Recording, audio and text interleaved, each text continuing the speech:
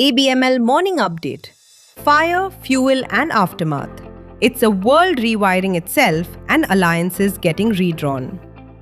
Global markets. US markets ended on a negative note on Friday with S&P 500 shedding 1.33%, the Nasdaq Composite declining 1.59%, and the Dow Jones falling 0.95% as risk sentiment weakened. Equities came under pressure after West Texas Intermediate crude surged above $90 per barrel, marking a nearly 35% weekly jump amid escalating geopolitical tensions between the US and Iran that raised fears of a severe global supply disruption. Sentiment was further dented by weaker than expected February labor data, with non-farm payrolls contracting by 92,000 and the unemployment rate rising to 4.4%, signaling a potential slowdown in labor market momentum. The combination of surging energy prices and softening employment data has intensified stagflation concerns, while the GDP estimate for Q1 growth was revised down to 2.1% from 3%, reinforcing investor caution toward economically sensitive sectors. European stocks closed lower on Friday, with Pan-European Stock 600 down by 1.02% and most major bourses in negative territory. Domestic market. Indian equity indices ended on a negative note on March 6th. At close, the Sensex was down 1.37% at 78,919 and Nifty was down 1.27% at 24,450. GIFT Nifty trades lower by 760 points at 23,815, signaling a negative start to the trading session.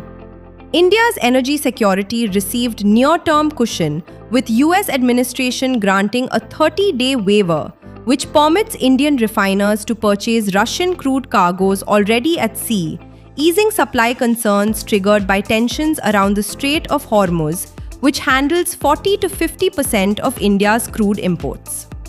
Following the exemption, refiners moved quickly to secure over 10 million barrels of additional Russian oil to stabilize feedstock availability amid heightened geopolitical uncertainty. The temporary relief comes as disruptions around the Gulf choke point, responsible for nearly 20% of global oil flows, threaten to tighten supply and amplify price volatility. Industry estimates suggest Russian crude inflows to India could rise from around 1 million barrels per day to 1.6 to 2 million barrels per day in the near term as cargoes in transit are redirected. The waiver is aimed at preventing immediate supply disruptions rather than signaling a broader sanctions reprieve.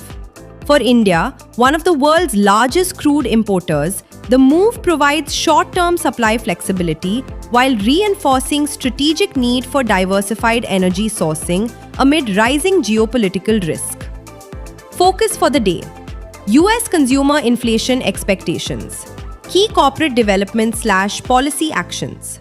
RITES has received revised estimates for railway electrification work on the Mysuru to Hassan to Mangaluru section, including Hassan to Arsikere from South Western Railway. The revised project cost is 729.28 crore rupees.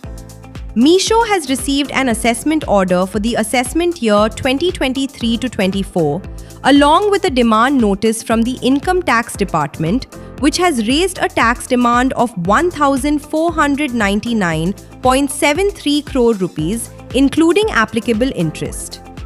Railtel Corporation of India secured an order worth 26.72 crore rupees from South East Central Railway through a letter of acceptance for deployment of a comprehensive optical fiber network project involving supply, laying and commissioning of the OFC infrastructure.